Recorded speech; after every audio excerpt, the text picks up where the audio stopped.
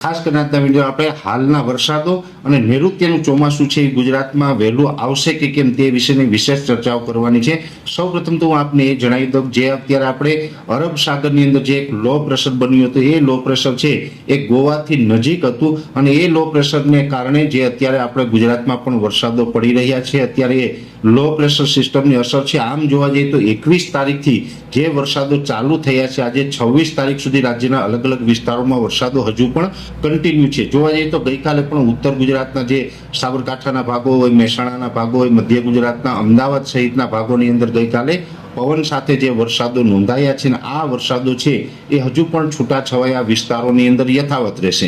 એટલે આજે 26 તારીખ થઈ છે, લગભગ 28 અથવા તો 29 તારીખ સુધી જે લાંબા ગાળાથી આપણે આગાહી આપેલી છે કે 27, 28 અથવા તો 29 તારીખ સુધી આ વરસાદો છે ચાલુ રહેવાના છે। એ જ મુજબના વરસાદો છે હજી ગુજરાતના અલગ અલગ વિસ્તારોની અંદર ચાલુ રહેશે, જેમાં ખાસ કરીને સૌરાષ્ટ્ર અને દક્ષિણ ગુજરાતની અંદર હજુ પણ આવનારા 3 થી 4 દિવસ સુધી છૂટાછવાયા વિસ્તારોની અંદર વરસાદ જોવા મળી શકે છે। જોકે દક્ષિણ ગુજરાતના તમામ જિલ્લાઓની અંદર આની તીવ્રતા છે એ થોડીક વધુ જોવા મળે તેવી શક્યતાઓ છે। ખાસ કરીને જે આ વરસાદો પડશે તેમાં ગાજવીજ અને પવનનું પ્રમાણ પણ થોડુંક વધારે જોવા મળશે। એટલે એકંદરે જોવા જઈએ તો વરસાદો છે હજી 3 થી 4 દિવસ ગુજરાતના અલગ અલગ વિસ્તારોમાં ચાલુ રહેશે।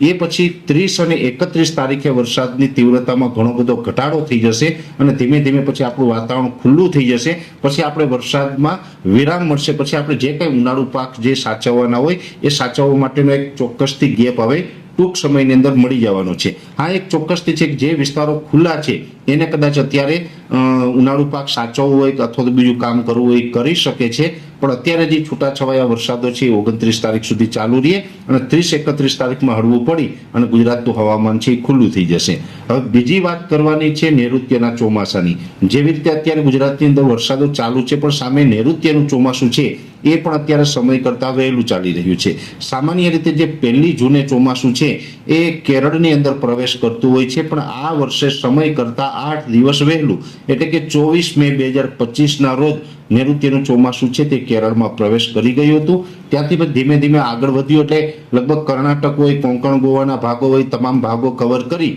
અને આજે 26 તારીખના રોજ નૈઋત્યનું ચોમાસું છે તે મહારાષ્ટ્ર સુધી પહોંચી ચૂક્યું છે। મહારાષ્ટ્ર સુધી ઝડપથી આ નૈઋત્યનું ચોમાસું આગળ ચાલ્યું છે, સમય કરતાં વહેલું પણ ચાલ્યું છે અને આ જે સમય કરતાં વહેલું ચોમાસું ચાલવાનું મેન કોઈ કારણ હોય તો એ કારણ છે કે જે આ ગોવાથી દક્ષિણ પશ્ચિમમાં જે સિસ્ટમ બની હતી ને એ સિસ્ટમને કારણે જે દક્ષિણ ભારતના ભાગો હોય અને મહારાષ્ટ્ર કે કોંકણ ગોવાના ભાગો છે એમાં ભારે વરસાદો પડ્યા છે ને એ સિસ્ટમની તીવ્રતા એટલી વધારે હતી કે જેણે નૈઋત્યના ચોમાસાને ઝડપથી આગળ વધાર્યું છે। નૈઋત્યના ચોમાસાને એ સિસ્ટમ છે એ ખેંચી લાવી છે।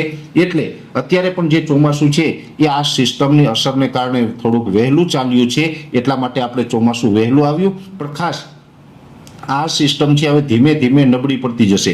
આ લો પ્રેશર અને વેલમાર્ક લો પ્રેશર ત્યારબાદ ડિપ્રેશન સુધી આ સિસ્ટમ પહોંચી હતી। આજે 26 તારીખના રોજ જે અમારું છેલ્લું પ્રિડિક્શન છે એ મુજબ જોવા જઈએ તો સિસ્ટમ છે અત્યારે લો પ્રેશરમાં પરિવર્તિત થઈ છે। ધીમે ધીમે આ સિસ્ટમ નબળી પડી રહી છે। આવનારા 2 થી 3 દિવસની અંદર આ સિસ્ટમ છે સંપૂર્ણ નબળી પડી અને વિખાઈ જશે। એટલે 2 થી 3 દિવસ સુધી હજુ મહારાષ્ટ્ર, કોંકણ ગોવા કે કર્ણાટક જેવા વિસ્તારો છે ત્યાં પણ ચોમાસાનો વરસાદ છે એ વધારે પડશે અને હજુ 2 થી 3 દિવસ ચોમાસું સતત આગળ વધતું રહેશે। પણ 2 થી 3 દિવસ પછી આ સિસ્ટમ વિખાઈ જાય ત્યારબાદ અરબ સાગરની અંદર બીજી કોઈ એવી સિસ્ટમો સક્રિય નથી જેને કારણે મહારાષ્ટ્ર સુધી ચોમાસું પહોંચી અને નિષ્ક્રિય થઈ જાય અને મોન્સૂન બ્રેકની કન્ડિશન સર્જાય તેવી શક્યતાઓ દેખાઈ રહી છે। આમ તો અમે ઘણા સમયથી આપને બતાવી રહ્યા છે કે આ વર્ષે મહારાષ્ટ્ર સુધી ચોમાસું પહોંચે અને ત્યાં આવીને મોન્સૂન બ્રેકની કન્ડિશન સર્જાઈ શકે છે। આ ઘણા સમયથી જે અમે અનુમાન બતાવી રહ્યા હતા આ જ પરિસ્થિતિ કદાચ હવે આગળના દિવસમાં 2 થી 3 દિવસની અંદર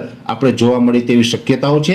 એટલે મહારાષ્ટ્ર સુધી ભલે ચોમાસું છે એ સમય કરતાં વહેલું આવ્યું પણ ત્યાં આવીને જો ચોમાસું અત્યારે આપણું અનુમાન છે એ અનુમાન મુજબ જો ચોમાસું નિષ્ક્રિય થઈ જશે તો પછી ઓછામાં ઓછા 10 થી લઈને 15 દિવસ સુધી કોઈ વરસાદી એક્ટિવિટી જોવા નહીં મળે અને ચોમાસું છે એ સંપૂર્ણ નિષ્ક્રિય થશે।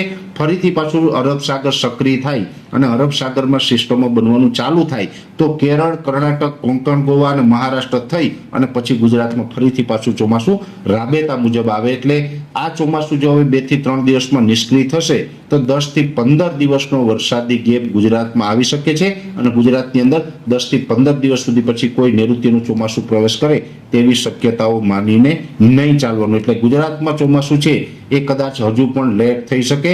ભલે કેરળ અને મહારાષ્ટ્ર સુધી ચોમાસું સમય કરતાં વહેલું આવ્યું, પણ ગુજરાતમાં કદાચ ચોમાસું વહેલું નહીં આવે અને મોન્સૂન બ્રેકની કન્ડિશન સર્જાશે. આગળ શું થશે એના ઉપર અમારી સતત નજર રહેશે, સતત એની માહિતી અમે આપણા સુધી પહોંચાડતા રહેશું. પણ ખાસ ચોમાસું આવે એ પહેલા પણ જે આ પ્રી મોન્સૂનના એક્ટિવિટીના જે વરસાદો પડી રહ્યા છે એ હજુ 2 થી 3 દિવસ સુધી આ પ્રકારના વરસાદો છે ચાલુ રહેશે. વિશેષ માહિતી છે નેક્સ્ટ વિડીયોમાં આપવામાં આવશે. અત્યારે આ વિડીયોની અંદર એટલું જ.